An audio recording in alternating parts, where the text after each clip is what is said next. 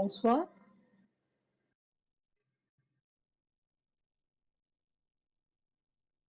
Vous n'êtes pas très nombreux. Est-ce que vous avez été retenu par le cours précédent ou pourquoi je ne vois pas beaucoup de monde?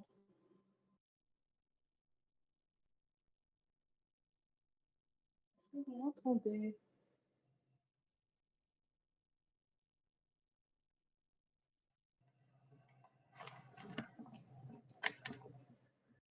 Bonsoir Yasmine.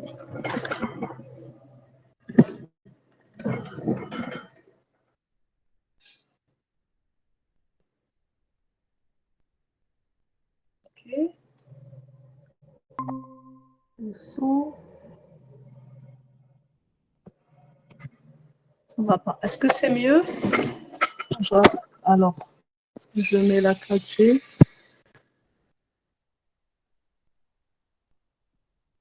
Est-ce que le son est meilleur? Oui, ça va, madame.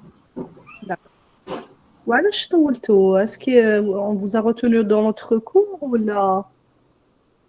Qu'est-ce qui se passe? Pourquoi il n'y a pas beaucoup de monde et vous avez tardé?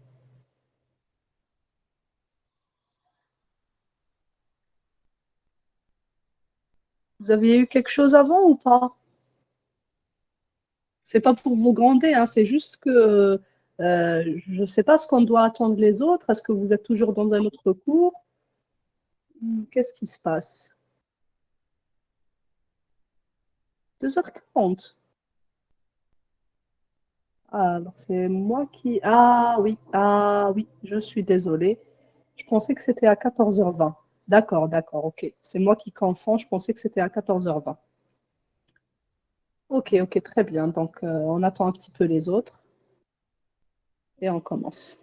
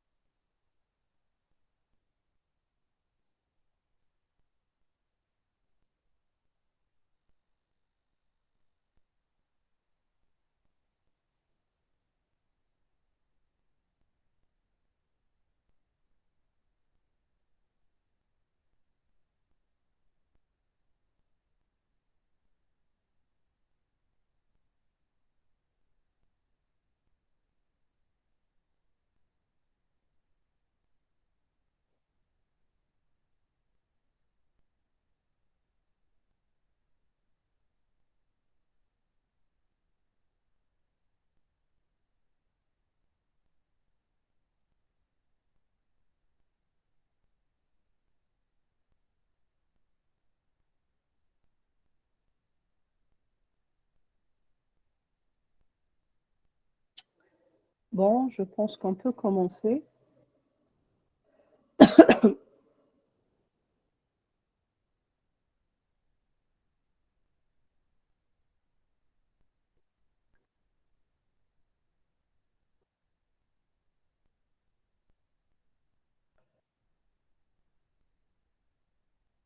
Bien, donc durant la séance passée, on avait commencé à parler euh, euh, de l'apprentissage profond. On avait parlé des réseaux de neurones convolutifs. On avait vu quelques exemples, donc comment ça se passe. Et on avait un petit peu défini notre projet qui consistait à classifier les images, donc les mêmes images qu'on avait vues durant le S1. Alors, juste pour savoir, est-ce que vous avez décidé par rapport au projet ou bien à l'interrogation? مدام بون البول خرج انتيرو بصح كاينين اللي سقساوني اسكو بوسيبل اللي حاب انتيرو يدير انتيرو، اللي حاب بروجي يخدم بروجي. Je peux pas vous confirmer ça. C'est ce qu'on avait parlé la semaine passée. Je peux pas vous dire oui, parce que si je dois, je sais pas, je peux pas vous dire. Je peux vraiment pas vous dire, parce que ça me fera de la correction et je sais pas si j'aurai du temps pour la correction du projet. Donc, je sais pas.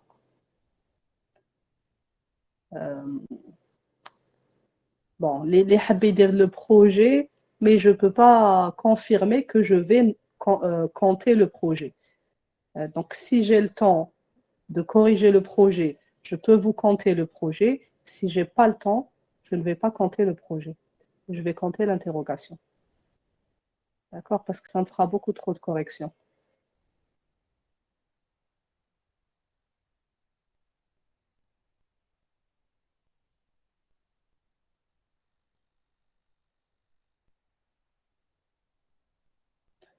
Très bien. Donc, les le projet à 50-50, donc il faudra décider. Je ne sais pas comment vous allez décider. 50-50, c'est délicat pour prendre la décision, mais je vous laisse la décision. Voilà, ce que je peux vous dire, c'est juste que si vous choisissez l'interrogation, ce sera difficile pour moi de corriger et l'interrogation et le projet. Je dois décider l'un des deux. Et si... voilà, donc je dois vraiment me préparer d'avance.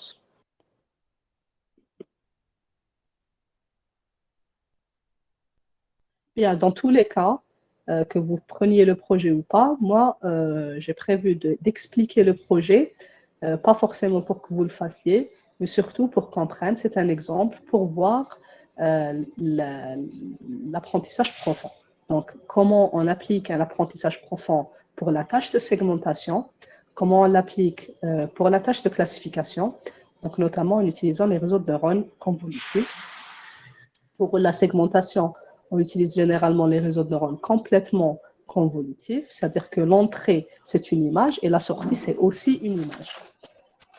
Pour la classification, bien sûr, on a vu ça durant ce semestre. Donc, l'entrée, c'est une image et la sortie, c'est un vecteur qui représente la probabilité d'appartenance à chaque classe. Donc, la taille du vecteur est égale au nombre de classes. Donc, pour nos images, on avait dit qu'on avait quelques étapes. L'étape d'amélioration du contraste, ça on a vu durant le S1, donc tout ça, ça fait partie du traitement d'image. La partie de segmentation, donc on avait dit qu'on était libre de choisir l'algorithme de segmentation. Donc, l'algorithme de K moyenne. Donc, K moyenne, ça, je viens de faire avec l'autre groupe. Donc, on peut voir ça très rapidement. Alors, ça, je vais mettre en gros. Donc, on peut expliquer. Bon, l'algorithme des cas moyennes, vous avez déjà vu. Alors,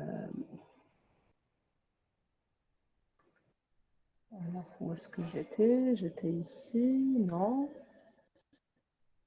Où est-ce que j'étais? J'étais là. Okay. Donc, l'algorithme des cas moyennes, ça, vous avez un petit peu vu durant le S1.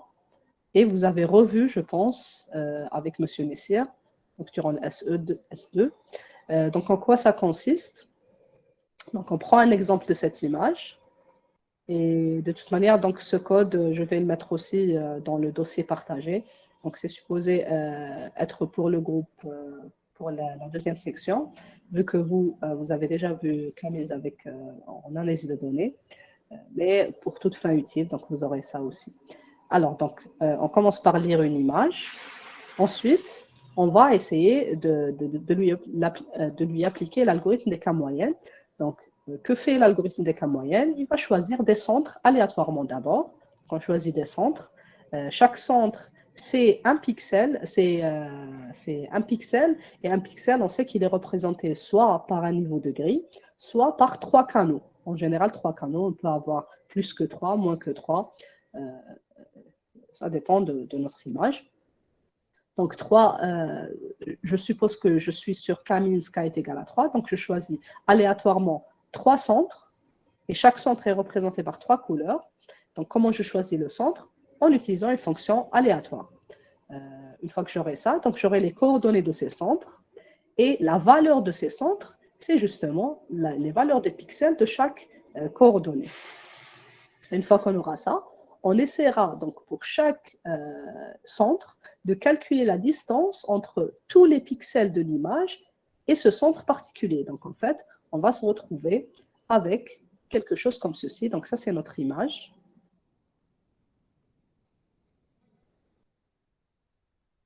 Et ça va nous donner une distance. Donc si je prends ça comme image, donc 1, 2, 3, 4, 5 et 4, je vais essayer de transformer ça en un vecteur.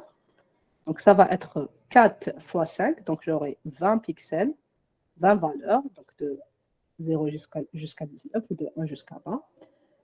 Donc là, on a juste fait un reshape, d'accord? On a pris l'image, on a fait un reshape. Et là, j'ai défini 3 clusters aléatoirement. Donc, premier cluster, deuxième cluster, et on va dire troisième cluster ici. Voilà, donc, j'ai défini 3 clusters aléatoirement. Donc, finalement, j'aurai pour chaque pixel 3 distances. Donc, je vais avoir quelque chose qui ressemble à ceci. Donc, la distance avec le premier cluster, la distance avec le deuxième cluster, la distance avec le troisième cluster. Donc, je prends mon pixel de l'image pour lequel j'ai juste fait un reshape. Bon, alors, je fais le reshape juste pour que les calculs soient plus faciles, d'accord? Juste pour pouvoir profiter du calcul matriciel, de la vectorisation proposée par NumPy. Voilà, NumPy, Python et NumPy. Donc, je prends le premier pixel et je vais calculer la distance de ce pixel avec ce centre et ce centre. Pour le premier centre, je mets la valeur ici. Premier centre, le violet, je mets la valeur de la distance euclidienne. Deuxième centre, je mets la valeur de la deuxième distance euclidienne. Et troisième centre, je mets la valeur de la troisième distance euclidienne. Notons que la distance euclidienne, donc c'est ça, ici j'ai trois couleurs, donc RVB. Le centre aussi contient 3 couleurs, donc ça va être rouge moins rouge au carré, plus vert moins vert au carré, plus bleu moins bleu au carré, racine, et ça me donne la distance euclidienne. On sait que la distance euclidienne entre deux vecteurs, donc A, B, C, D, donc ça va être A moins C au carré, plus B moins D au carré, le tout racine. Donc ça, c'est la distance euclidienne très facile. Donc, je prends les 3 niveaux de grille de chaque pixel et je calcule la distance euclidienne entre chaque pixel et tous les autres et tous les centres. J'obtiens ça, donc j'aurai 20 valeurs. Donc, chaque pixel aura des distances avec chaque centre. Et là, je vais choisir donc l'indice du centre qui a la distance minimale. Pour dire, voilà, ce pixel, alors ce pixel va à une distance la plus petite avec le cluster violet. Donc, ce pixel va prendre l'indice du cluster violet. Va prendre la valeur du cluster, l'indice plutôt. Une fois qu'on aura sa première itération, donc on va se retrouver avec des indices, donc du rouge ici, du violet par là, et du vert peut-être ici et ici. Deuxième étape, donc, on recalcule la moyenne de tous les verts, la moyenne de tous les rouges, la moyenne de tous les violets, et on aura de nouveaux centres de cluster. Et on répète cette même opération sur plusieurs itérations. C'est ce qu'on est en train de faire ici exactement. Donc, calcul, on a une fonction à laquelle on donne une image et les centres. Et ce qu'elle va faire, elle va calculer la distance, donc la racine de la somme de notre image, donc l'image, bien sûr, à laquelle on a fait un reshape. Hein. Donc, on a un petit reshape ici. Donc, on va prendre les distances. Et, alors, on était où? Ça, on a fait. Donc, ici, les distances. Donc, on prend notre image, on soustrait le centre sur tous les canaux, les 3 canaux, au carré. On fait la somme sur le premier axe, donc l'axe des colonnes, et on fait la racine carrée, et on va obtenir donc une distance pour chaque pixel et chaque cluster. Donc, I représente le cluster, et les lignes, ça va représenter notre image, les indices de notre image. Comment choisir le meilleur cluster? Donc, ça, c'est une autre fonction. La fonction, donc ça nous calcule seulement les distances. La meilleure distance, c'est celle qui nous donne la distance minimale, donc arg minimale. Donc, on va trouver l'indice de la distance minimale du pixel donné. Donc, pour chaque pixel, je trouverai des indices. Et enfin, donc, on applique tout ça. Donc, on a les indices, on a les distances, les indices. Une fois qu'on aura ça, on va itérer sur plusieurs fois. Donc, à chaque fois, on va calculer les distances et choisir le meilleur cluster. On calcule donc les nouveaux centres de telle sorte que le nouveau centre, pour chaque cluster, ça va être l'image de pixels, tous les pixels qui ont l'indice de ce cluster. Voilà, donc ça, c'est l'affectation pour chaque pixel. Donc, pour chaque pixel, je vais lui donner un indice de cluster. Et là, dernière partie, donc on va compresser notre image, compresser, segmenter, comme vous voulez. On parle de compression parce qu'on est en train de réduire le nombre utilisé pour représenter l'image. Donc, on utilisait 2 à la puissance 24, parce qu'on utilisait de 0 jusqu'à 255 valeurs, donc 255 valeurs par canal. Maintenant, on est en train d'utiliser seulement K valeurs par canal. Donc, K valeurs, donc on est un petit peu en train de compresser notre image. Ou bien on peut parler de segmentation aussi. Donc, on appelle l'algorithme des K moyennes. Ensuite, on va aller remplacer donc, chaque pixel de notre image avec la valeur de ce cluster.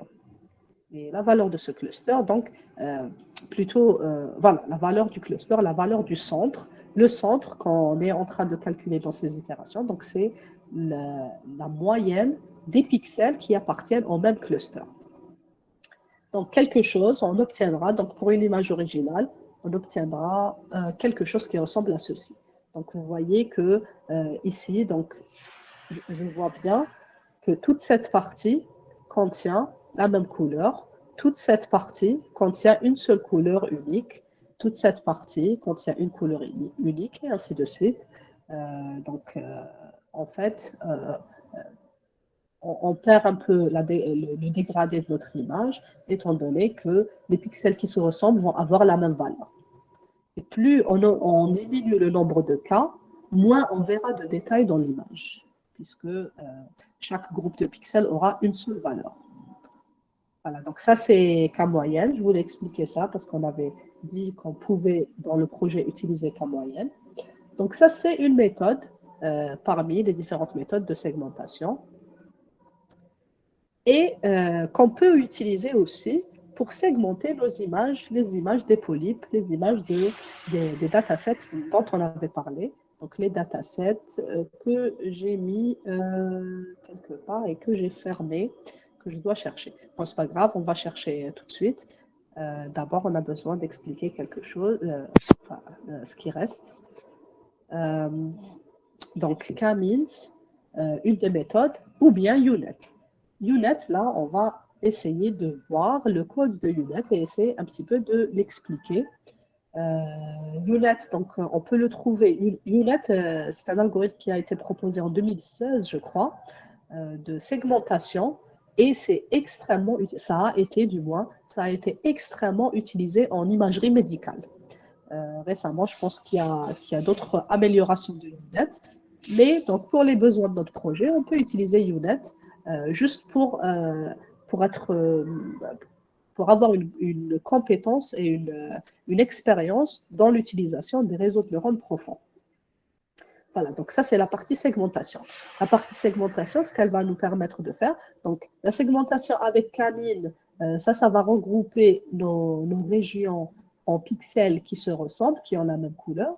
La partie segmentation avec UNet, c'est un peu plus développé car ça va nous permettre de segmenter carrément l'objet. Donc, c'est un petit peu une segmentation qu'on appelle segmentation sémantique. On est en train de segmenter carrément notre polype au lieu de segmenter donc, le background, le polype et d'autres régions. On va essayer de voir l'algorithme UNet que j'ai préparé quelque part. Alors, avant ça, je vais juste aller chercher les datasets que j'ai mis quelque part et que je vais sans aucun doute retrouver.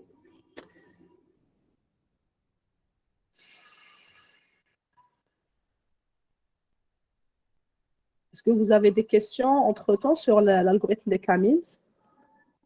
Est-ce que vous l'avez implémenté en analyse de données? Ou bien vous avez juste utilisé la librairie? Pas encore. OK. Pas encore, oui. OK. Est-ce qu'on vous a demandé de l'implémenter ou pas?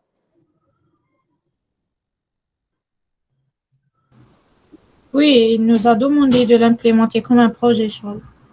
D'accord. OK. OK. Bon, alors, bon, je suis désolée, Yasmine, vous avez donné une information qu'il ne fallait pas pour les autres. Donc, je ne vais pas partager le code. Je préfère pas. Donc, si c'est un projet, il faudra que vous implémentiez vous-même. Mais je peux laisser dans quelques petites instructions. Donc, vous venez de voir un petit peu le principe de l'implémentation. Donc, j'espère que ça va vous aider pour vos implémentations. Si c'est un projet, donc vous devez le faire. Alors, on était où? J'allais chercher. Ah non, mais en même temps, c'est un projet. Je ne peux pas vous donner la solution non plus. Donc, voilà, je ne peux pas vous donner ça. Mais ce que je peux vous proposer, c'est de le mettre sur le drive après les examens. Donc, ça, il n'y a pas de souci.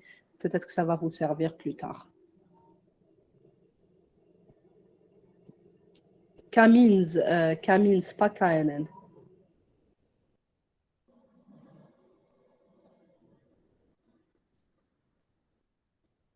D'accord.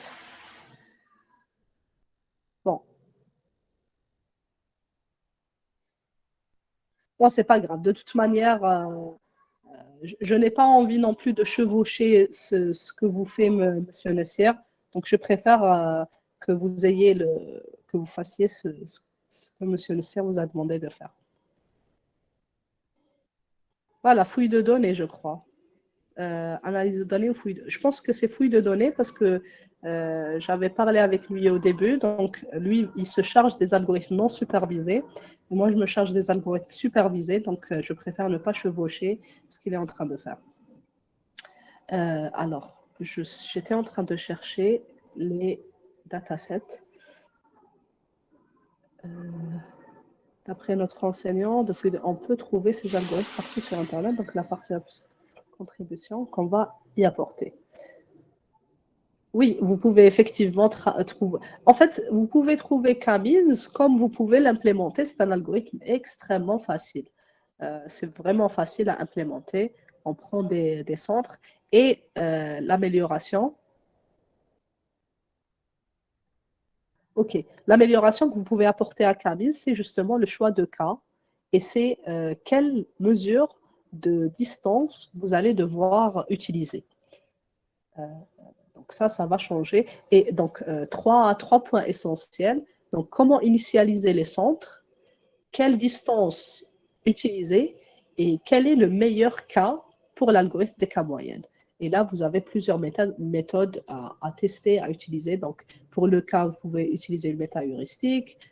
Pour les distances, vous pouvez utiliser plusieurs distances et voir la différence. Donc, c'est ce que vous pouvez apporter à Camins. Ce que vous pouvez apporter aussi à Camins, c'est d'utiliser des noyaux, comme le noyau gaussien dont on avait parlé. Donc, utiliser un noyau sur la distance. Ça, c'est aussi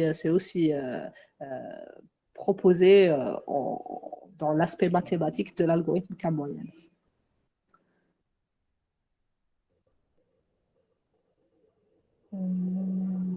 Alors, Tchoubou, on est où? Voilà, c'est ici. Et donc, dataset. C'est ce que je voulais partager.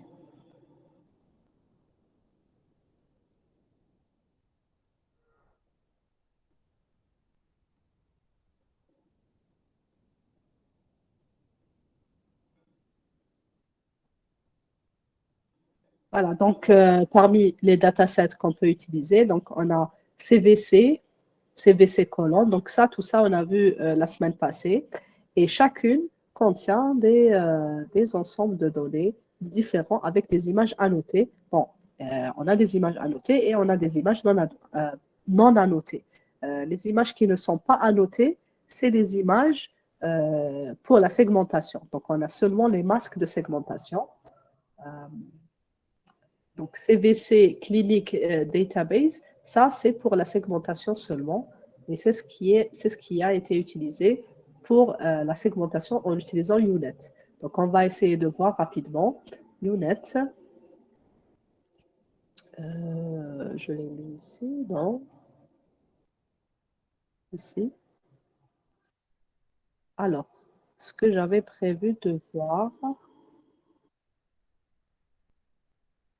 j'ai évidemment, j'avais mis quand même quelques étapes.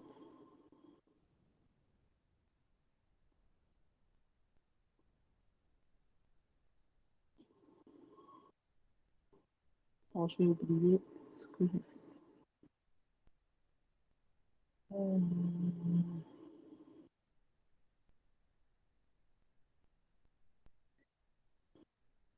De données.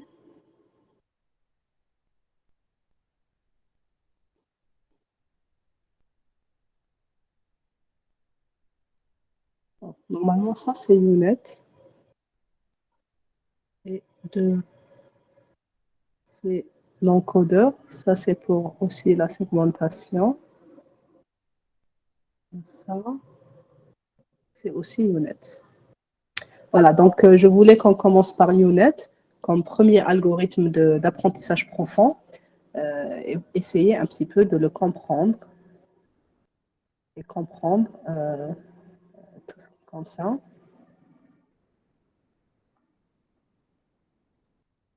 Alors, c'est quoi UNet? Ça, c'est pour...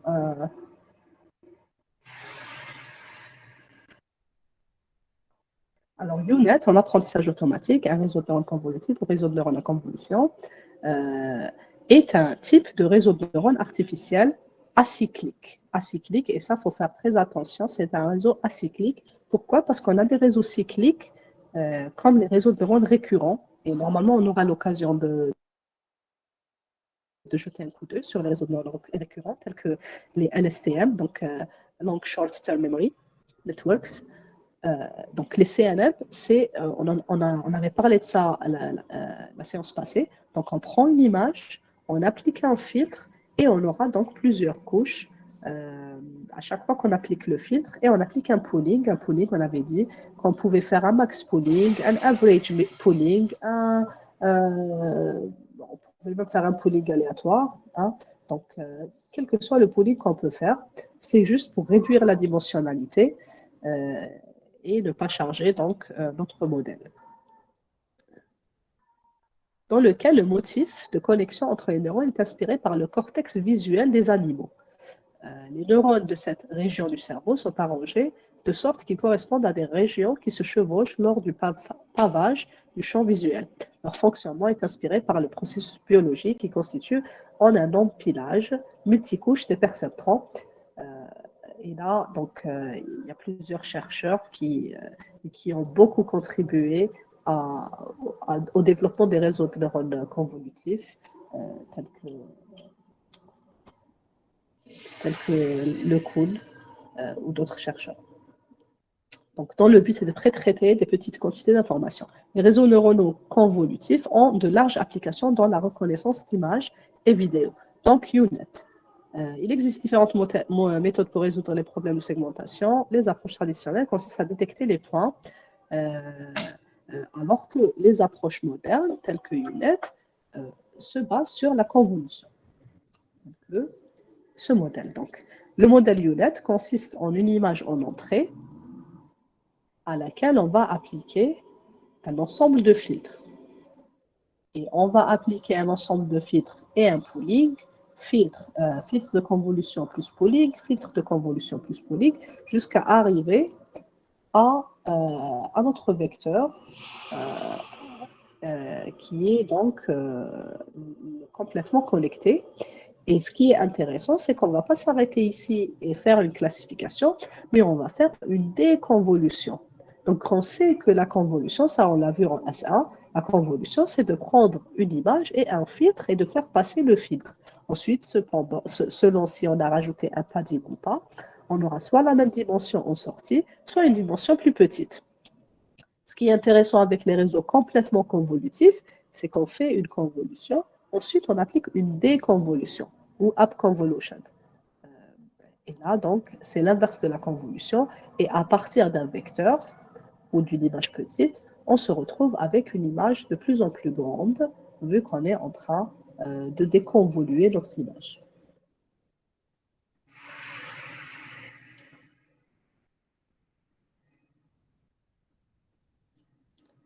L'architecture de Hewlett est composée de deux chemins.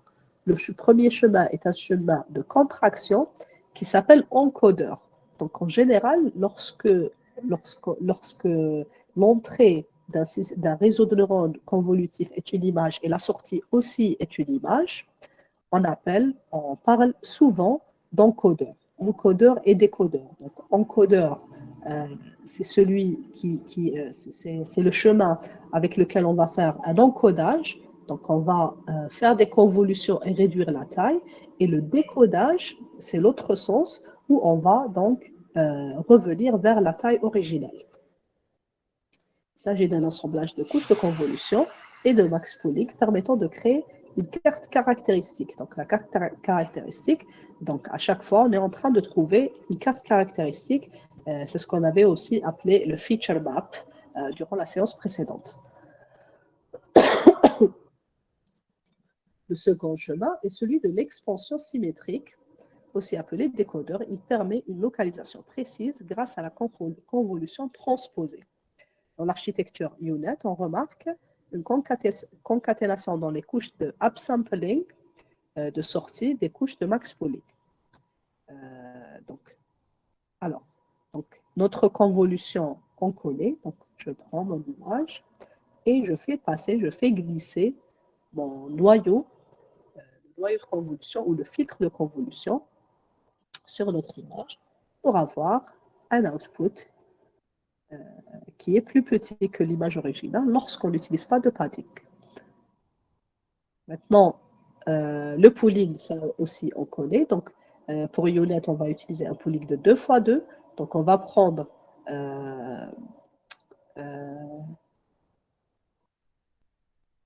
2 x 2 et on va remplacer avec une seule valeur.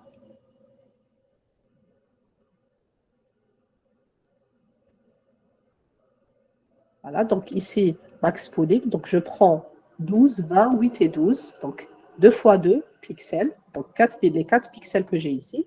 Et je vais choisir la plus grande valeur. La plus grande valeur ici, c'est 20.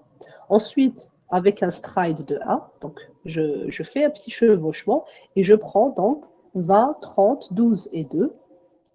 Et je vais aller chercher la plus grande valeur. C'est le 30 que je vais mettre ici.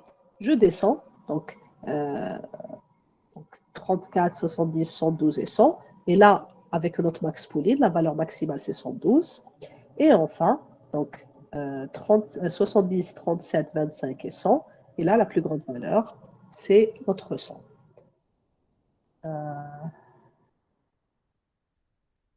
Ici, c'est un 100. Ici, c'est un 100, c'est pas un 37.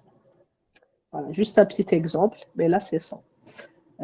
L'idée d'un max pooling est relativement simple. Donc, on va prendre la valeur maximale et qui va nous permettre de réduire la taille, de réduire les calculs. Et donc, empiriquement, ça nous permet d'avoir de meilleurs résultats. On passe maintenant à la convolution transposée, donc l'inverse de la convolution. qui reçoit en entrée la matrice de caractéristiques résultante de la convolution lors de la phase de downsampling. Donc, l'encodeur, il fait du downsampling en convolution qui a pour but, bon, si on n'a pas de padding, de réduire la taille et on applique donc une convolution inverse. Donc, ça, c'est notre image, ça, c'est notre filtre et on va essayer d'appliquer donc une déconvolution. Et là, excusez-moi, je dois juste me rappeler du principe de la déconvolution. 0, 1, 2, 3. Donc, on va prendre la valeur. Ça, c'est notre noyau. Ça, c'est notre image en entrée. Donc, je prends le pixel et je le multiplie par tout le reste. Je prends le deuxième pixel que je multiplie par tout le reste. Je prends le troisième pixel que je multiplie par tout le reste. Je prends le quatrième pixel que je multiplie par tout le reste. Et donc, j'aurai... et je fais bien sûr la somme. Voilà. Donc, si je prends ce noyau, qui est de 4 x 4, et je prends cette image qui est notre image en entrée, donc pour chaque pixel, je vais prendre ce pixel et je le multiplie par tout mon noyau. Et je le mets ici. Ensuite, je prends le deuxième pixel et je le multiplie par tout mon noyau, que je mets ici, donc que je mets là, pardon. Je prends le troisième pixel que je multiplie par tout mon noyau, que je mets ici. Et je prends mon quatrième pixel que je multiplie par tout mon noyau et que j'aurai là. Donc ça, c'est la multiplication comme dans NumPy. Donc je prends un scalaire, je multiplie par tout le noyau. Donc ça va être chaque valeur de la matrice multipliée par ce scalaire. Donc 3 fois 0, c'est 0. 3 fois 1, c'est 3. 3 fois 2, c'est 6. Et 3 fois 3, c'est 9. C'est ce que j'ai ici. 0, 3, 6, 9. Et bien sûr, je fais la somme de tout. Et j'aurai donc mon output où on a récupéré notre dimension. Ça, c'est la convolution inverse et c'est ce qu'on va retrouver dans UNet. Suréchantillonnage maintenant. Le suréchantillonnage, où on va aussi utiliser une interpolation. Donc, cette opération permet de redimensionner la matrice en appliquant l'inverse du sous-échantillonnage afin de l'agrandir. Donc, pardon. Donc, si je reviens sur notre réseau qui était là, donc, quelque part, on a utilisé max pooling et donc là, on va utiliser un suréchantillonnage pour récupérer justement les dimensions qu'on avait perdues. Et à chaque fois qu'on récupère nos dimensions, donc on revient sur la taille qu'on avait utilisée avant de passer par tous les max pooling.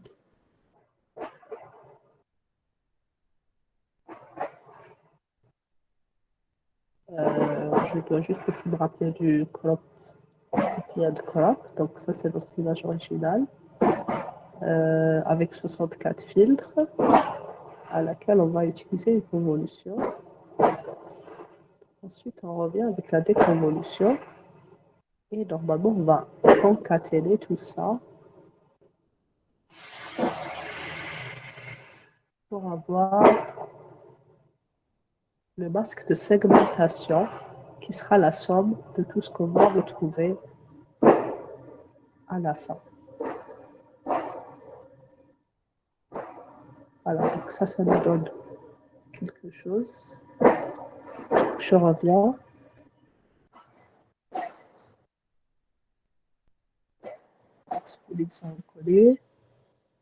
Donc, dans le cas des voisins les plus proches, comme son nom l'indique, nous prenons une valeur du pixel d'entrée et la copions vers les cas voisins les plus proches, au cas dépend du résultat attendu. Je prends le 1, j'agrandis mon image et donc on va utiliser une interpolation linéaire. Donc, je vais juste prendre la valeur de 1 et la propager sur tous les voisins. Et je fais ça aussi pour 2, pour 3 et pour 4. L'interpolation bilinéaire, donc dans l'interpolation bilinéaire, donc tout ça c'est un petit peu l'inverse de ce qu'on a utilisé pour le max pooling. Dans le max pooling, on a réduit la taille. Maintenant, on veut revenir vers la taille originale. Donc l'interpolation bilinéaire, nous prenons les 4 valeurs du pixel les plus proches du pixel d'entrée et effectuons une moyenne pondérée. Donc ça, c'est l'inverse un petit peu du average pooling, basé sur la distance des 4 cellules les plus proches en lissant la sortie. Donc, je vais prendre ça et je vais aller, pour tous les voisins, essayer de chercher la moyenne.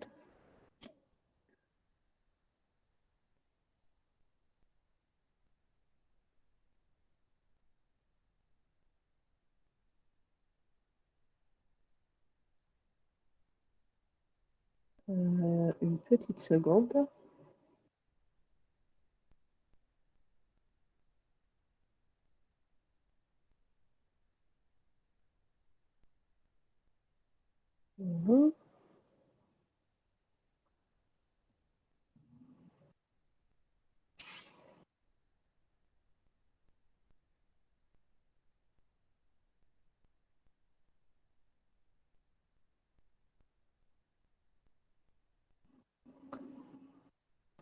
Bon, alors donc 10, 20, 30 et 40. Et on va obtenir 10, 20, 30 et 40. Donc, je prends le 10, je le mets ici. Je prends le 20, je le mets ici. Et je vais essayer de chercher la moyenne entre le 10 que j'ai mis là et le 20 que j'ai mis ici. Et je vais essayer de chercher la moyenne que je vais mettre sur le pixel en question. Et je répète ça partout. Donc, c'est le principe là, de l'interpolation bilinéaire.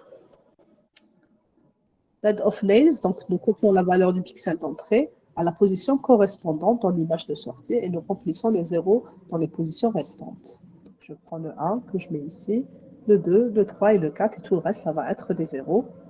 Max and pooling, donc la couche max pooling prend le maximum.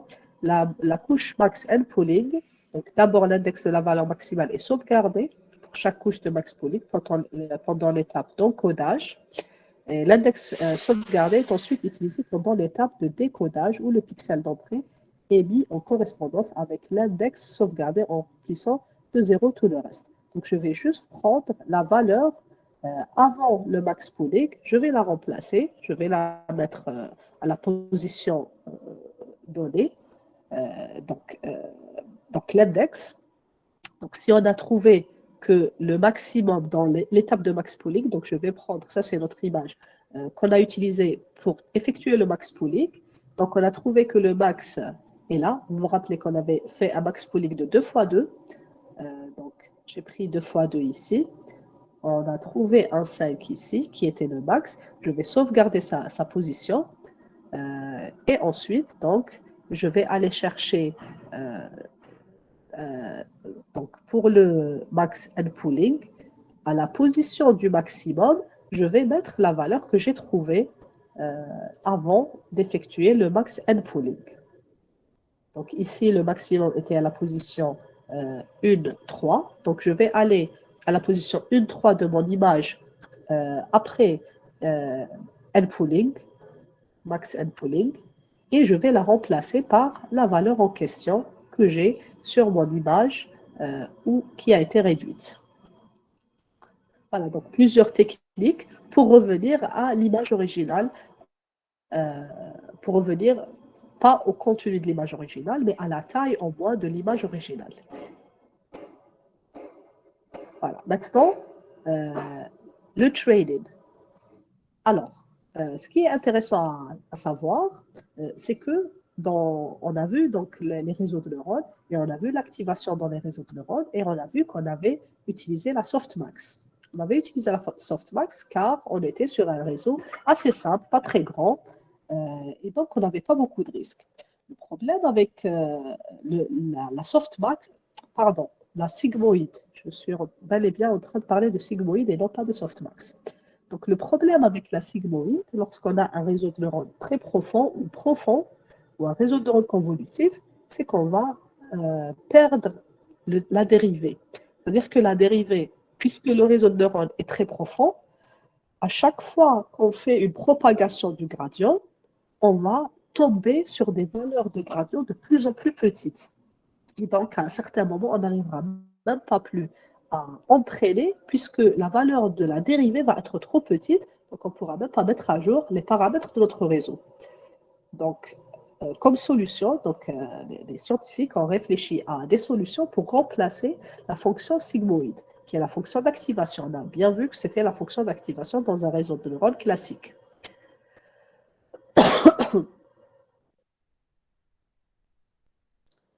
Donc, pour ça, donc, on a changé. Donc, ça, c'est notre sigmoïde qu'on connaît.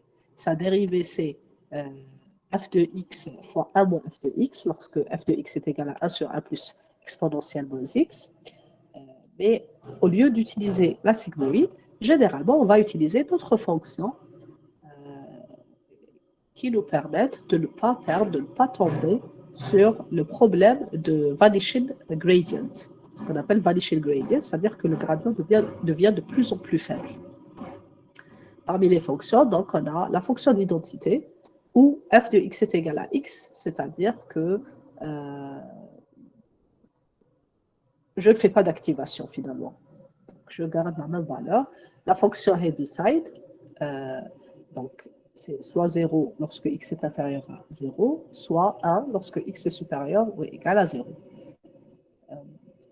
La fonction logistique qu'on connaît déjà. La tangente hyperbolique, donc tangente de x est égale à 2 sur 1 plus exponentielle moins 2x moins 1. Sa dérivée, c'est 1 moins f de x au carré. L'arc tangente, donc c'est la tangente inverse de x, et sa dérivée, c'est 1 sur x au carré plus 1. Ça, c'est les formules qu'on connaît. Le signe doux, donc f de x est égal à x sur 1 plus valeur absolue de x. Sa dérivée, c'est 1 sur 1 plus valeur absolue de x au carré. Et celle qui est peut-être la plus utilisée, c'est Rectified Linear Unit. Donc, Rectified Linear Unit, ça va mettre à 0 toutes les valeurs qui étaient inférieures à 0. Ça va garder x lorsque x est supérieur à 0. Sa dérivée, c'est soit 0, soit 1.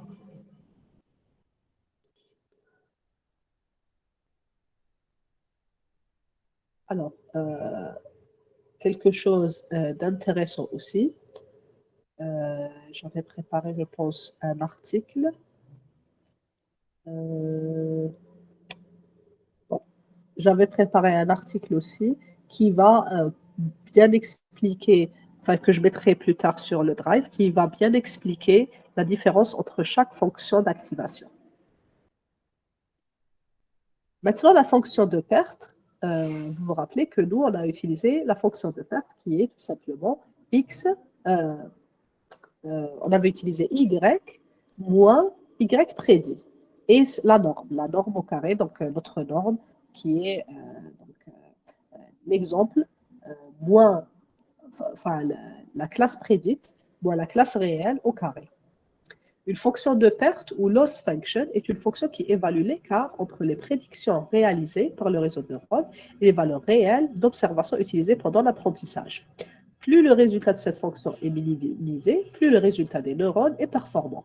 Donc, si vous vous rappelez, nous, on a utilisé y prédit moins y norme au carré.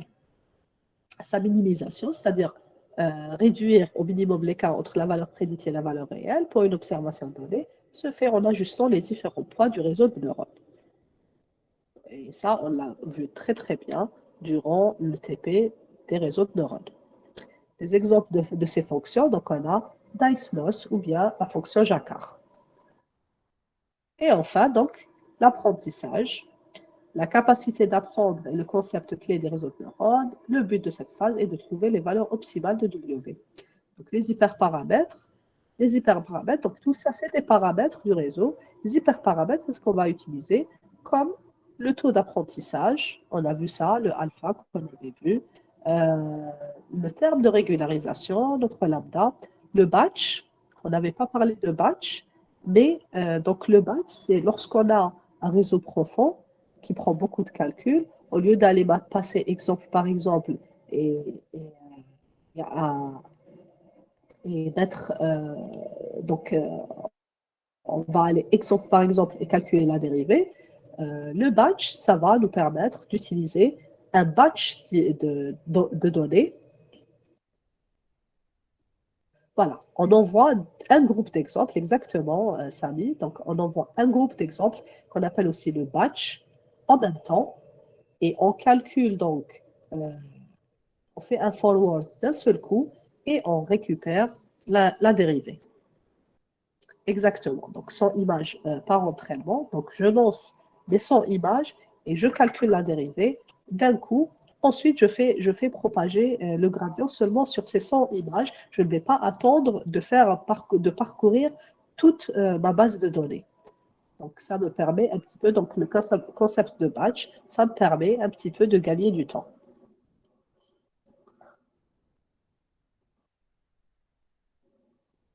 Oui, on est toujours sur les hyperparamètres. Donc, en revanche, les valeurs des paramètres, généralement la pondération des nœuds, sont obtenues par apprentissage. Donc, batch size et learning rate. Donc, learning rate, on a vu ce que c'est, le taux d'apprentissage. Et le batch size, donc, c'est, comme vous venez très bien de le dire, Samy, donc c'est un groupe d'images ou un groupe de données qu'on va lancer pour faire l'entraînement. Les algorithmes d'optimisation, alors on a la descente du gradient que vous connaissez maintenant très bien. Donc, parmi les algorithmes d'optimisation, on a la descente du gradient, mais on a aussi d'autres fonctions. Donc, par exemple, la fonction ADAM, ça c'est très utilisé, Adaptive Moment Estimation. Cet algorithme est une combinaison de l'algorithme RMS Pro ainsi que l'algorithme Minibatch Stochastic Gradient Descent. Alors, Stochastic Gradient Descent, ça c'est la descente du gradient, sauf qu'on va utiliser une loi aléatoire pour mettre à jour nos paramètres. Il permet d'avoir un taux d'apprentissage variant et adapté à chaque point, ainsi qu'un élan pour accélérer l'apprentissage. Donc l'élan qui est notre VT, VT-1 pour l'itération précédente, et à chaque fois je calcule un nouveau VT.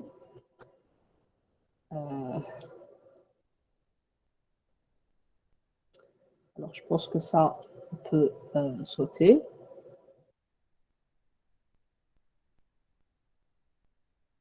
Ok, donc ça, je dois aller voir le code. Et donc, alors, premier exemple. Alors, l'algorithme UNet, ça c'est disponible sur Internet. Vous pouvez le trouver.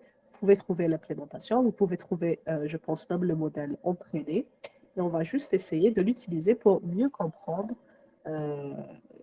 les réseaux de neurones convolutifs. Donc, alors, pour cet exemple, donc, il y a utilisation de la librairie TensorFlow. Et donc, on commence d'abord par lire une image. Donc, ça, c'est notre image. Et on va essayer de prédire. Alors, ça, c'est une image JPG. Et on va essayer de prédire l'image, de prédire sa segmentation. Alors, cette prédiction est faite en utilisant la fonction predict dans le code predict de Python. D'accord donc là, c'est juste la prédiction. Et là, donc, on va aller chercher comment est faite la prédiction. Donc, predict. Donc, on a predict et on a train. Et tout l'entraînement est fait sur le code model.py. Donc, on va commencer par la prédiction qui est la plus simple. Ensuite, on va essayer de comprendre l'entraînement. Donc, tout ça, c'est les librairies qu'on va utiliser. Alors, très souvent, on utilise Keras et TensorFlow. Donc, les deux en même temps. Il y a plusieurs fonctions qui sont présentes dans TensorFlow et dans Keras. mais donc on utilisera les deux car certaines fonctions dans Keras ne sont pas dans TensorFlow et vice-versa. Alors, on commence par lire une image. Donc ça, c'est la prédiction, d'accord? Donc c'est predict. Predict qui contient plusieurs fonctions. Donc, première fonction, c'est l'image, donc lecture de l'image. Resize, ça c'est important. Et on a vu justement sur UNet que l'entrée, c'est une image à 255 x 255. Donc si je reviens sur mon schéma, donc l'entrée, c'est une image à 255 x 255. Celle.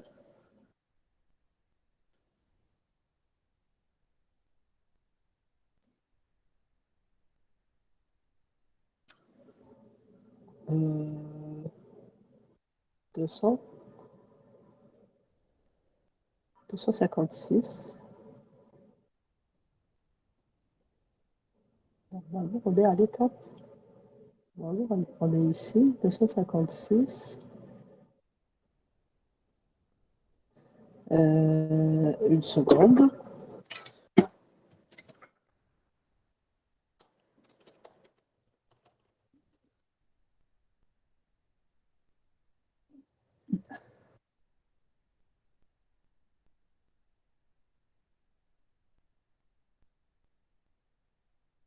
Pourquoi elle a été redimensionnée? Parce que la taille est de 256. Ça a été fait durant l'entraînement. Bon, je vais fermer tout ça parce que ça m'encombre.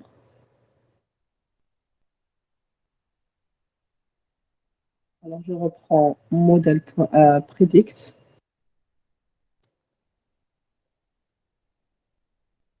« 256. Bon, alors, je pense que pour ce modèle,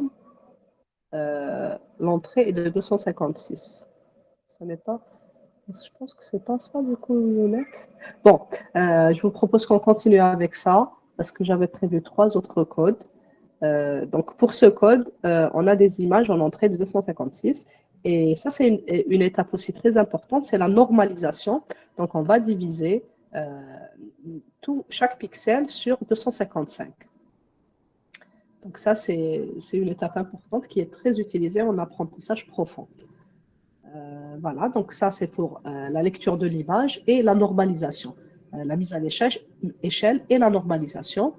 Le masque, pareil, donc mise à l'échelle. Le masque, on n'a pas besoin de faire une normalisation étant donné que c'est du noir et du blanc.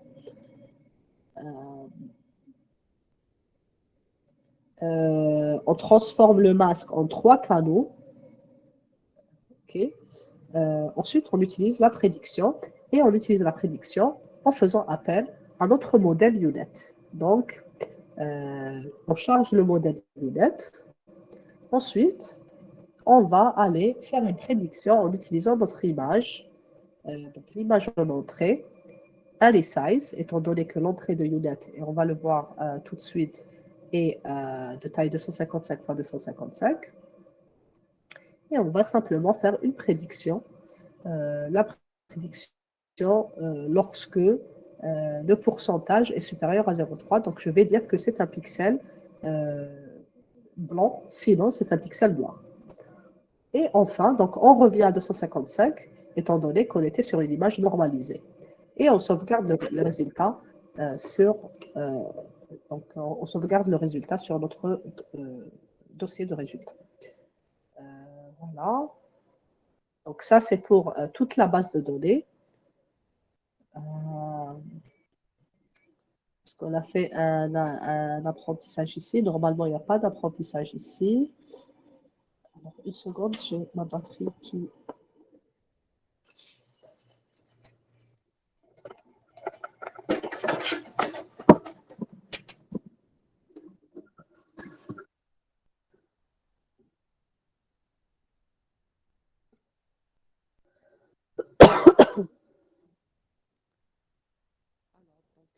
Y prédit. Bon, Ça, c'est juste pour le dossier des résultats, d'accord? Donc, c'est la prédiction de tout le dossier, que ce soit le train ou le test. Donc, ça, c'est juste les prédictions. Donc, prédiction d'une seule image, et c'est ce qu'on va appeler quelque part ici, dans la boucle.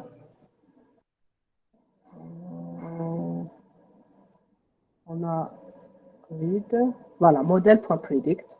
Donc, on est en train de faire une prédiction. Maintenant, la partie intéressante, c'est la partie d'entraînement.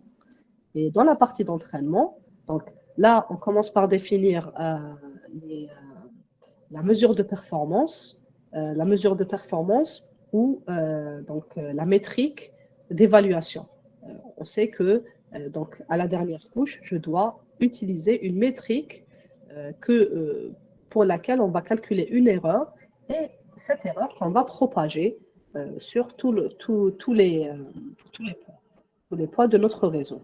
Donc, pour les besoins d'une segmentation, on a besoin de la métrique IOU pour intersection over union. Donc, intersection over union, on va prendre l'image prédite et l'image réelle, donc le masque réel, et on va lui soustraire l'intersection qui est donc l'image réelle fois l'image prédite et la somme. Voilà, donc intersection over union, ça, on va trouver ça très souvent comme métrique de vérification de la segmentation. Donc, on a vu dans la classification que la métrique pouvait être donc la norme des deux vecteurs, donc le vecteur prédit et le vecteur réel. Mais pour la segmentation, on a besoin d'un peu plus que ça. Donc, on a besoin, parmi les métriques qu'on peut utiliser, intersection over union, qu'on a appelé IOU.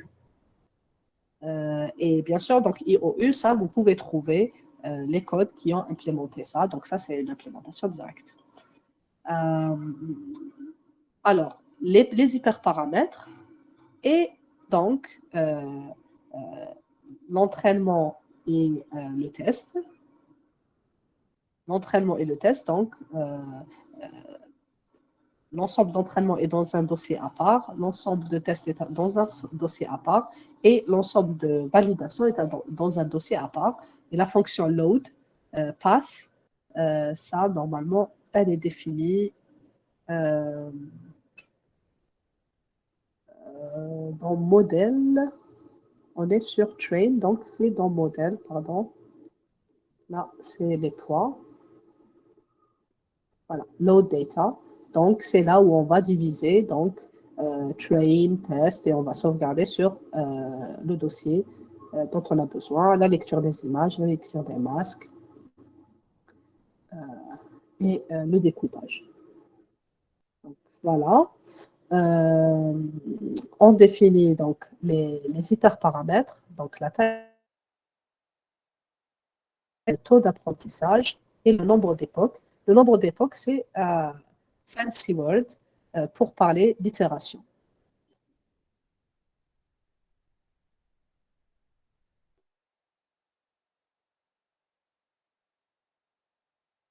Build model qu'on a. Alors, build model, c'est là où on va définir toutes les couches de notre réseau. Et je dois juste aller trouver la fonction build model.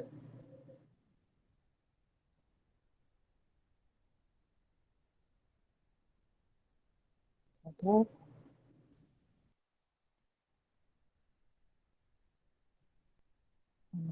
Ça, j'ai pas besoin. Build.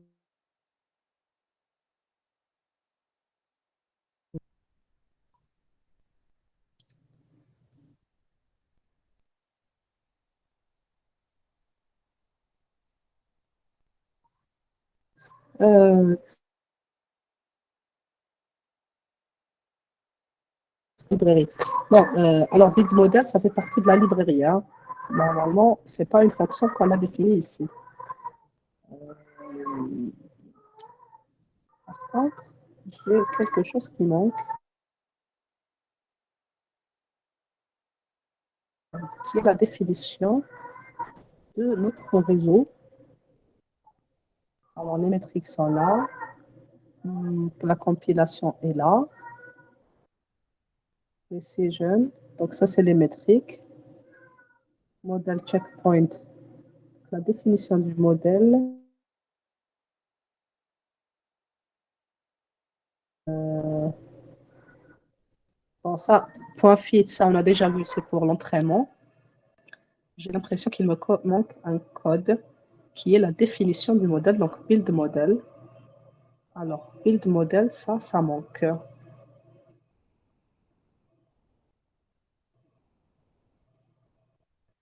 Non. Alors, c'est dans build model où on va trouver justement les couches et on doit forcément les définir. Non. Donc, je n'ai pas ça. Normalement, c'est pas ici. Non, c'est pas là. Je vais revoir ce code. Track. Oh, ça, c'est pour la partie tracking. Non. Oh, je dois revoir ça.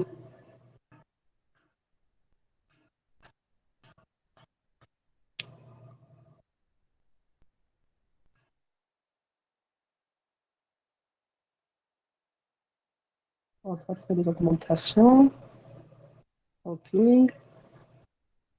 Unit. Insert flow, version, hyperparamètres. Load data.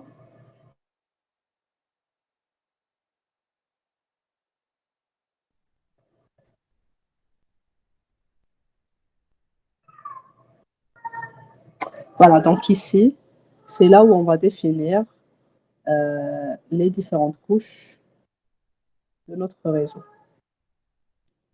Alors ça, c'est MobileNet, non. VGG, non. ASNet, non. VGG, non. Et Unet, où est Unet?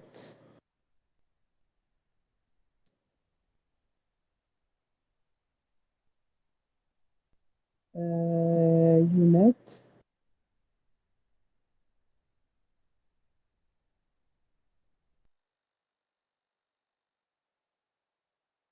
Bon, alors, en général, donc, lorsqu'on veut utiliser un réseau de neurones, on aura besoin. Je pense que j'ai perdu ma connexion. Donc, on aura besoin de définir toutes les couches de notre réseau. Ensuite, d'afficher, on peut le faire, donc afficher le summary, donc modèle.summary. Donc, d'abord, modèle, c'est pour construire notre modèle, et summary, c'est pour afficher notre modèle et comment il est constitué. Bon, j'ai perdu ma connexion. Je vous demande de patienter un petit peu.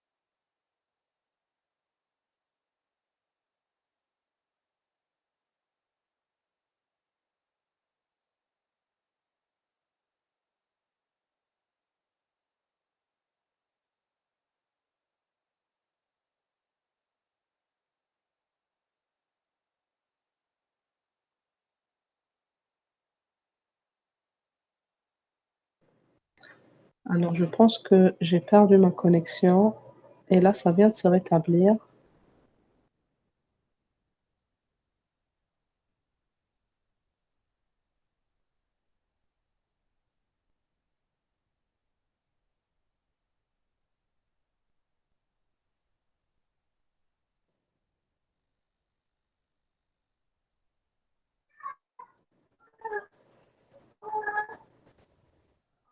Bon, alors, je donne juste quelques exemples.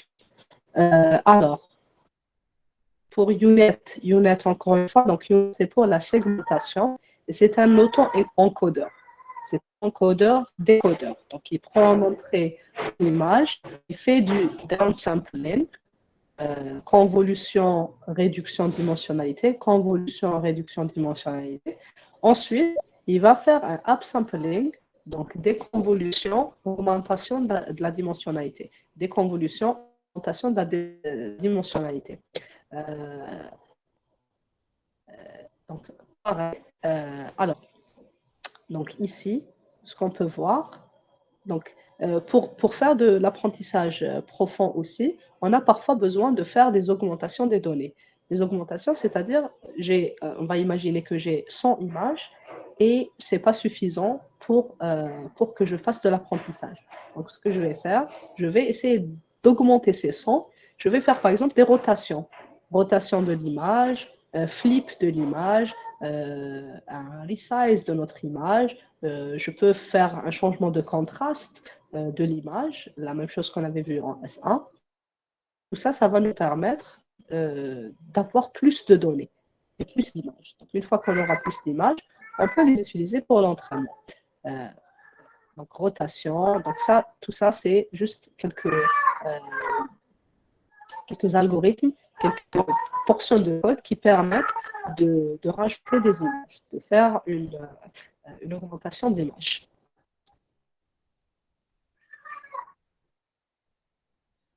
Ça, c'est le cropping. Je peux aussi utiliser un cropping pour l'image, pour avoir plus d'image.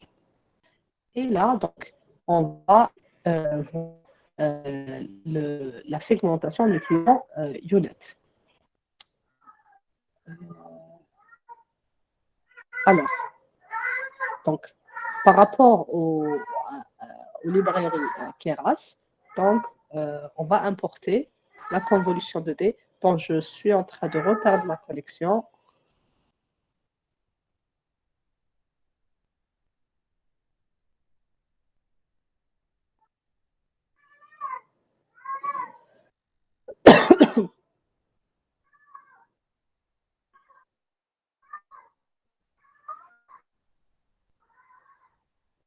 Donc, cropping, ça ne peut pas fausser notre apprentissage. Une seconde, je vais essayer de lire. Cropping, ça ne peut pas fausser notre apprentissage. C'est par exemple le crop, le poly, on se retrouve avec une image où le poly n'apparaît pas bien ou pas du tout, vu qu'il est aléatoire normalement. Alors, cropping, oui, est fait aléatoirement.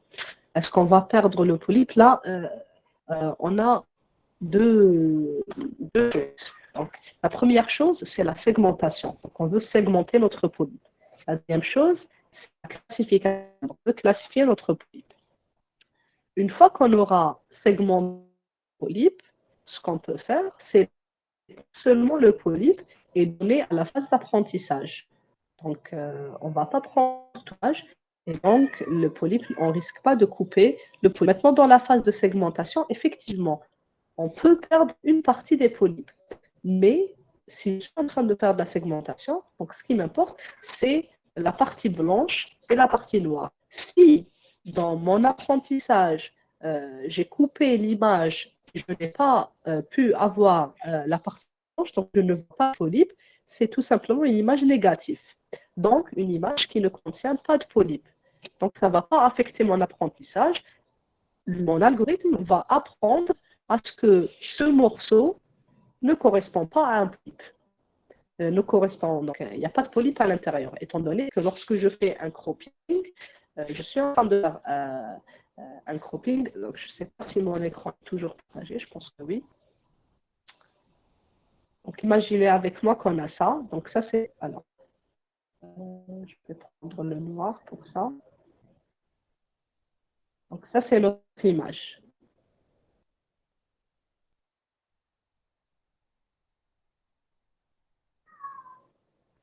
Et là, j'ai un polype. Couleur blanc.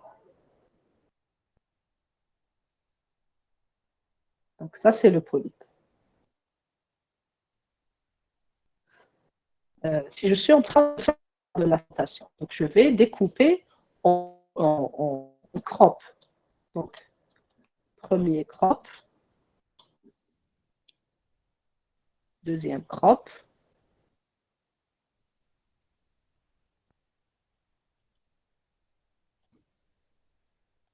troisième crop,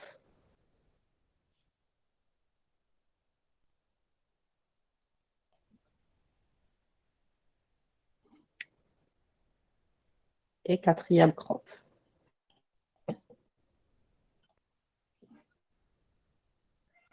Donc, on montre, j'ai l'image originale.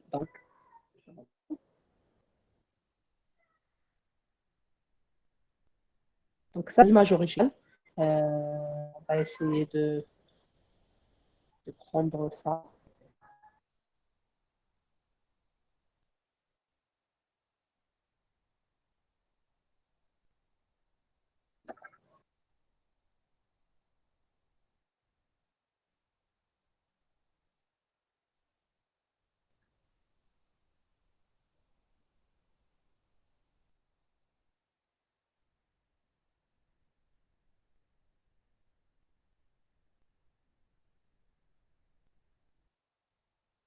Voilà. Donc ça, c'est l'image originale. On a un cropping sur le segment. Donc, on a obtenu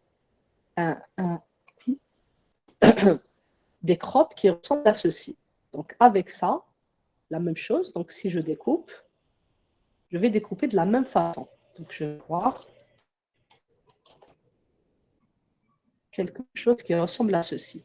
Et en fait, je suis en train de dire à ce crop correspond ce segment. Tout ce segment. À ce crop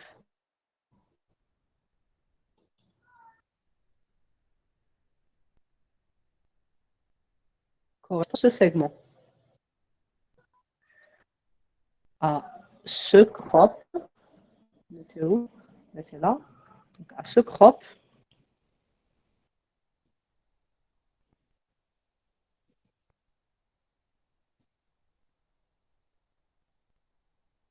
correspond ce segment.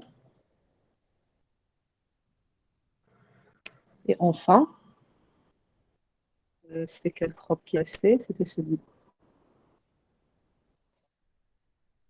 Enfin, à ce crop,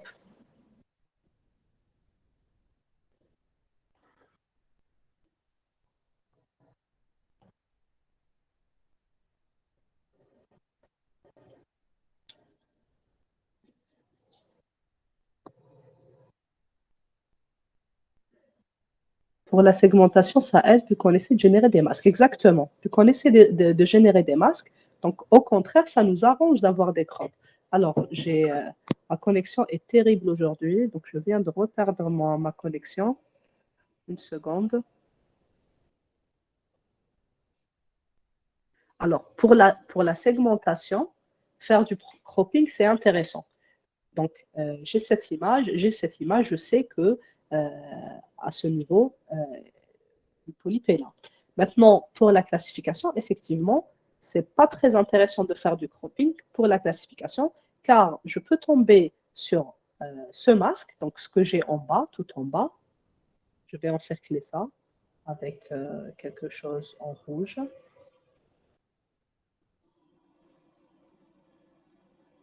Donc, je peux tomber sur ça, et ça va me dire que ça correspond à tel type de polype, alors que finalement, je n'ai aucun polype à l'intérieur.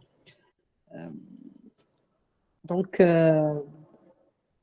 parfois, ça peut confondre si je fais de la segmentation, si je fais de la classification sur des crops, mais n'oublions pas que si je suis en train de faire une classification, je suis en train de faire une classification sur tous les crops d'une même image. C'est-à-dire que si ça a été classifié comme étant un ulcère, ça aussi comme étant un ulcère, ça aussi comme étant un ulcère, et la dernière, dans le crop où je n'ai pas le polype, a été classifié comme étant un ulcère, je ferai quand même un vote majoritaire sur tous les crops, Et je vais dire que toute cette image, finalement, c'est un ulcère, puisque il y a une ulcère à l'intérieur de ce crop.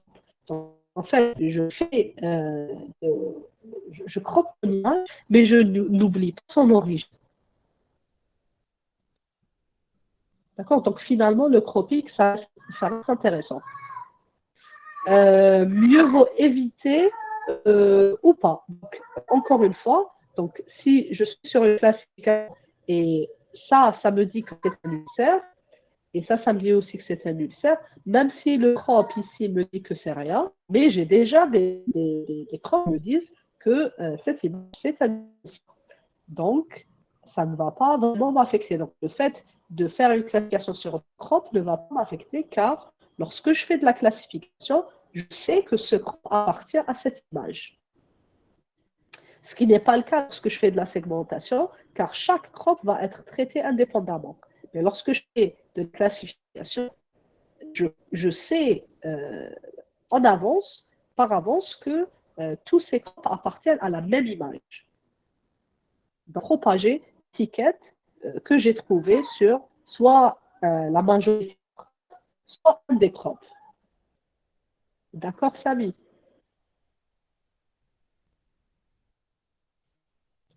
Ouais. Très bien, donc je reprends le code. Donc là, c'est juste des astuces et tout ce que je suis en train d'expliquer ici, ça, vous allez le trouver partout sur Internet. Aujourd'hui, c'est donc les réseaux de neurones convolutifs, on les retrouve partout. Et les codes, je pense, d'après ce que je suis en train de voir, les gens sont chaque jour en train de poster des codes de deep learning sur GitHub. C'est incroyable à quel point les gens sont en train de lancer sur ce domaine. Donc là, de Keras, je vais apporter les convolutions, la normalisation, le batch normalization, activation, upsampling. Upsampling, du moment qu'on a vu, j'ai besoin de faire un upsampling. Je suis en train de faire un codeur. J'importe des fonctions de modèle et donc, vous voyez ici qu'il y a plusieurs réseaux qui existent déjà sur Keras. Voilà, checkpoint, ça c'est important, modèle checkpoint, car si vous utilisez par exemple Colab ou Kaggle, vous allez devoir sauvegarder des versions de votre modèle entraînées. Pourquoi? Parce que vous n'avez pas accès à très longtemps pour faire votre entraînement. Je pense que c'est 8 heures sur Colab et je pense que c'est à peu près la même chose sur Kaggle. Et ça, parfois, ce n'est pas suffisant pour entraîner votre modèle. Vous avez besoin de plus d'itérations et de plus de temps. Donc, c'est très intéressant de sauvegarder un checkpoint de votre modèle et des points. Et bien sûr, donc les métriques sur SLR qui présentes sur Keras. Alors, ici, ça, c'est juste la partie pour utiliser la GPU. Les paramètres pour définir load de la dataset. On suppose que vous avez déjà téléchargé. On va supposer que vous avez téléchargé votre base de données. On a une durée de temps par GPU à 30 heures. Colab, c'est normalement 12 heures. 30 sur Kaggle, je ne sais pas, je pensais que c'était 9 ou 10 heures. Bah, 30 heures, c'est bien. 30 heures, c'est intéressant. Donc, mais toujours est-il que les regarde checkpoint, toujours très intéressant en deep learning. On aura toujours besoin de connaître, au moins de connaître cette instruction de checkpoint.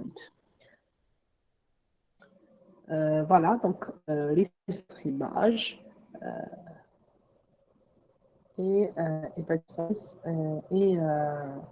et donc la normalisation. Là, l'expression des patchs.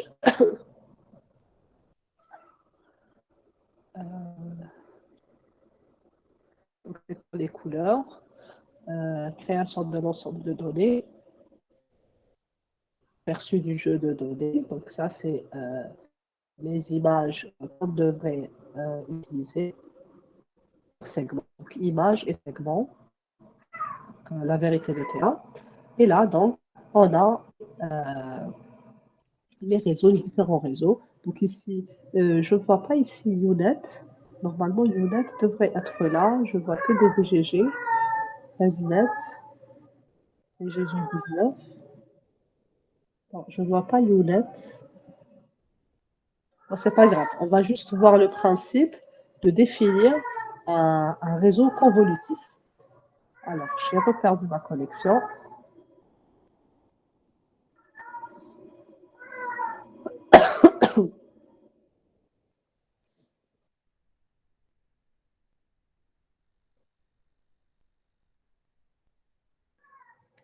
Voilà, donc comment je définis un réseau?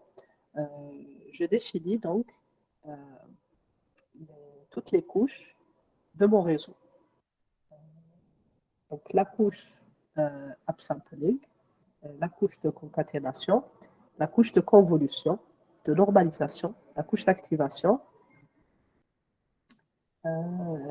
et donc il y a activation qui est la sigmoïde. Donc en fait, je vous ai dit qu'on souffrait de vanishing point pour la sigmoïde. Donc, ce qu'on préfère faire, c'est d'utiliser un ReLU pour toutes les couches intermédiaires. Et pour la couche finale, on utilisera donc une sigmoïde. On n'utilise pas ici une softmax, puisqu'on n'est pas dans un problème de classification. Modèle VGG, qui ressemble. C'est le modèle dont on avait parlé la dernière fois. Donc, ici, on va définir le modèle comme étant un modèle de classification classique et le décodeur va, dans le cas, utiliser un upsampling. Voilà, avec les couches des convolutions, de convolutions, de convolutions, des convolutions. Et pareil, donc, pour SNet. Voilà. Normalement, le UNet, je pense que je l'avais quelque part aussi.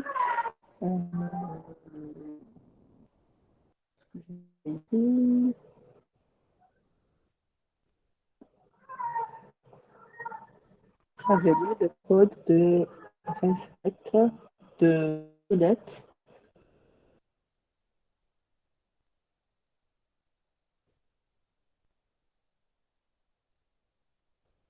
Bon, une seconde, je dois aller le chercher.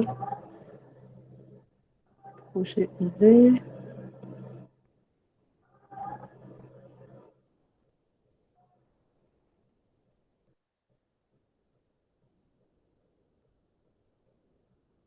Où est-ce que j'ai mis? Attention.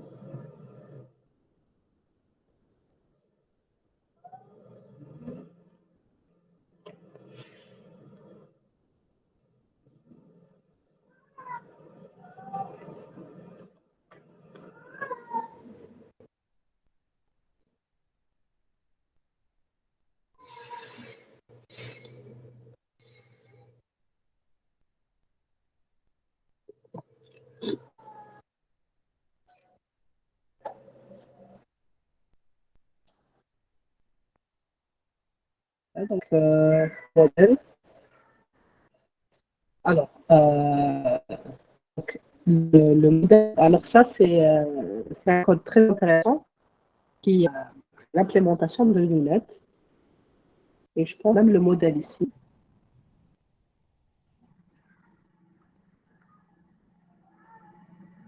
Alors, à ma connaissance,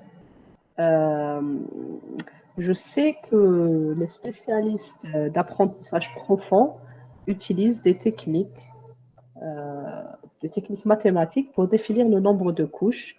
Mais selon mon expérience et ma modeste expérience, ça se fait empiriquement. C'est-à-dire, personnellement, ce que je fais, c'est d'aller voir un problème donné. J'ai besoin de faire la segmentation ou la classification des images médicales. La première chose que je vais faire, c'est d'aller voir ce que les gens utilisent. Et ce que les gens utilisent, donc, qui marche le mieux. Une fois que j'ai ça, donc, je vais aller tester. Et en fait, je vais tester et je vais voir ce que les auteurs sont en train de dire par rapport au choix de ces couches. souvent, il y a des motivations derrière. Donc, en général, on ne va pas aller nous-mêmes une architecture from scratch, mais on va surtout se baser sur des recherches plus avancées, des articles publiés dans des revues reconnues qui ont proposé de bons résultats. Après, ce qu'on va essayer de faire, ce sera de rapporter des petites modifications à ce réseau et d'essayer de voir la motivation derrière l'utilisation de tel ou tel réseau. Donc, en gros, trial, oui, mais pas que. Trial et voir les motivations derrière. Par exemple, BGG, on va aller voir pourquoi les auteurs ont choisi BGG, pourquoi ils ont choisi. Généralement, on le trouve à l'intérieur. C'est pour ça que lorsqu'on veut définir une nouvelle architecture ou utiliser une architecture, la première étape à faire dans la recherche, c'est de faire des états-lards. Les états-lards, c'est de voir ce que font les chercheurs aujourd'hui, qu'est-ce qu'ils sont en train de proposer. Aujourd'hui, on parle aussi d'utilisateurs de deep learning et de créateurs de deep learning. Les utilisateurs de deep learning, on va juste utiliser un réseau que les créateurs de deep learning ont proposé. Les créateurs de deep learning, par contre, ils vont s'approfondir dans la théorie et vont essayer de voir comment choisir le réseau et quelle couche choisir et vont changer la participation, etc., etc. Donc, je reviens sur notre. Et le code qu'on a ici, c'est un code très intéressant qui propose l'implémentation de polypes with UNet. Donc, la segmentation de polypes avec UNet. Je peux vous le mettre sur le drive, ça peut vous servir. Sur le chat plutôt. Donc là, on va commencer par définir le modèle. Et là, on va voir comment il définit UNet. Les couches de convolution, convolution block, on va faire une convolution, normalisation, fonction d'activation relou, une convolution, une normalisation et une activation relou. Build model, donc nombre de filtres, donc on a 16 filtres, ensuite 32 filtres, ensuite 48 filtres, ensuite 64 filtres. Donc, les images en entrée, c'est de 256 x 256 x 3 canaux. Skip connection, donc ça c'est pour voir est-ce que lorsque je fais l'apprentissage, je vais skip, donc je vais ne pas passer par toutes les connexions.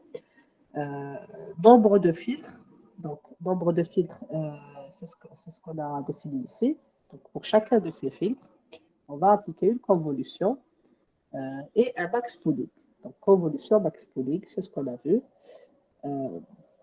Et là, l'inverse, donc, on va appliquer un upsampling. Donc, pour chaque filtre, on reprend l'étape inverse. Donc, vous vous rappelez, c'était un 2 x 2.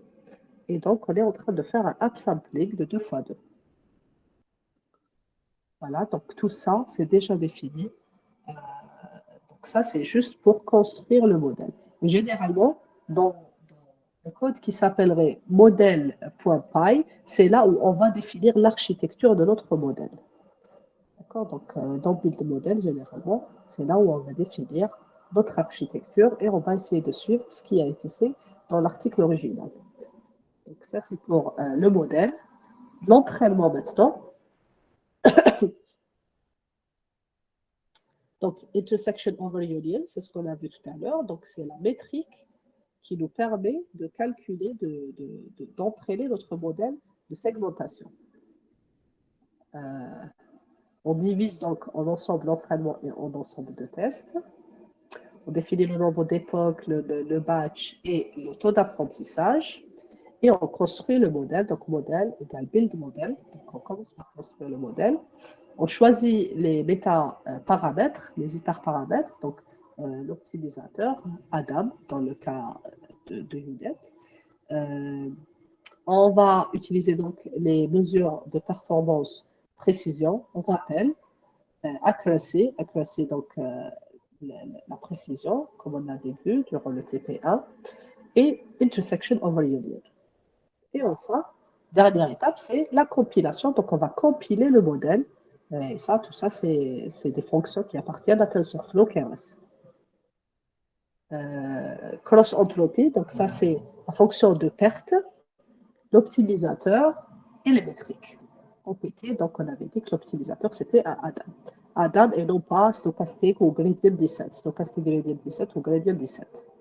Modèle checkpoint, donc c'est pour sauvegarder à chaque entraînement votre modèle.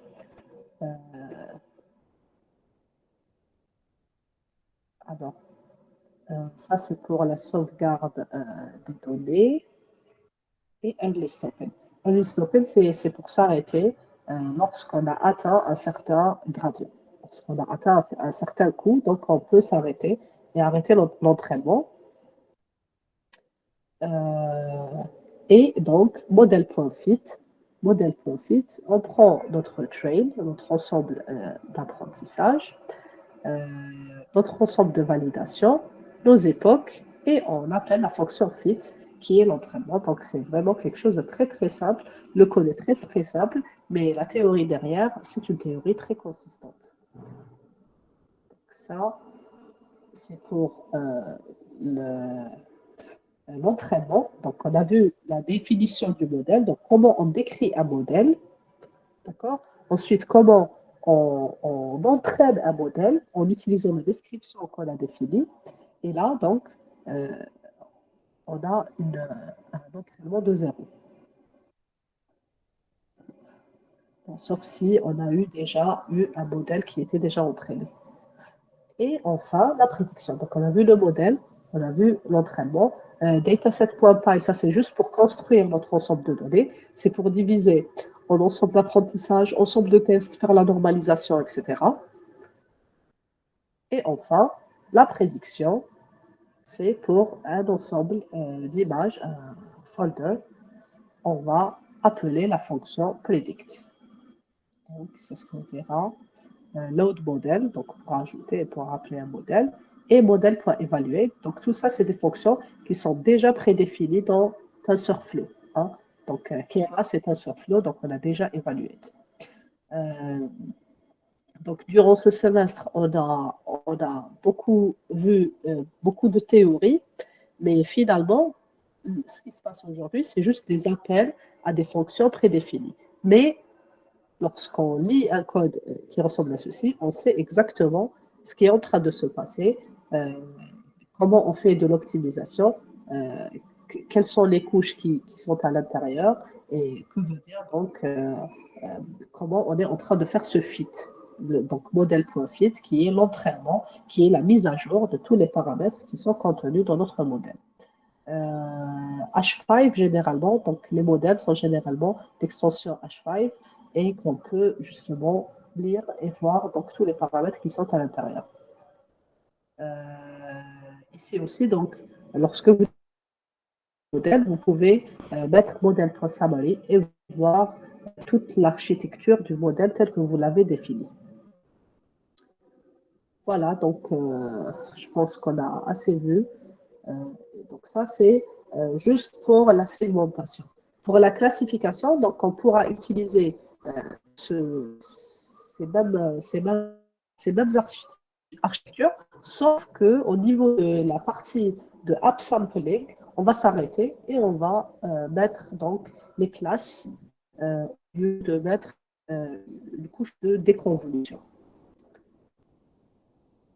Je suis désolée, il y a eu beaucoup de coupures d'Internet aujourd'hui. Est-ce qu'il y a des questions, s'il vous plaît?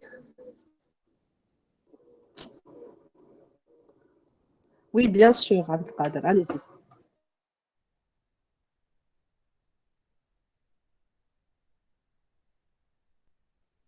Dans la reconstruction 3D. J'avais la l'exemple, mais je ne sais pas, je l'avais sur... Il y avait un exemple sur YouTube. Euh, c'était c'était dans CVPR 2000, 2017 ou 2018, je crois, où il y avait une reconstruction de visage. C'est quel type de reconstruction que vous avez besoin de faire? De visage ou de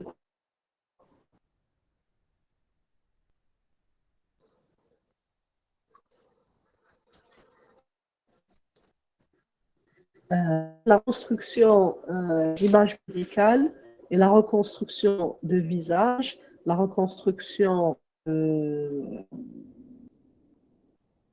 d'autres choses, de building, ce n'est pas la même chose. Les entraînements qu'il y a, c'est vraiment très différent. Donc, précisément, la reconstruction à cadre.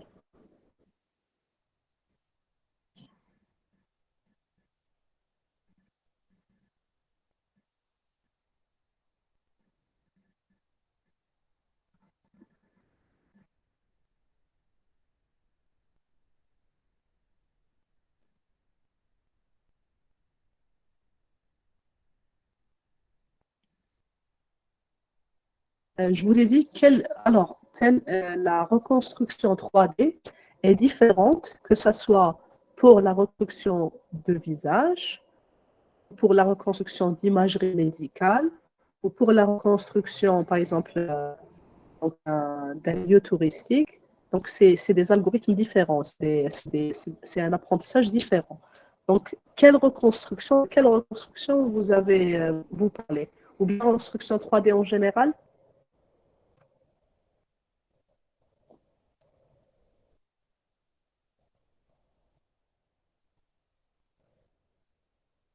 En général, euh,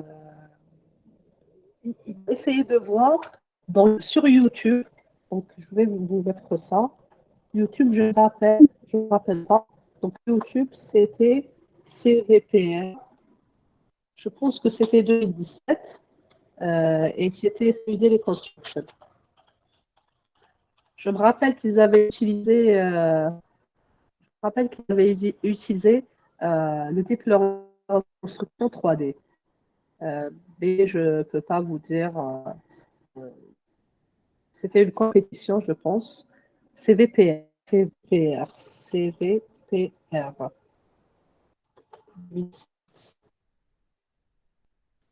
Voilà. J'espère les trouver. Sinon, si je trouve quelque chose, je vous envoie. Quelle question?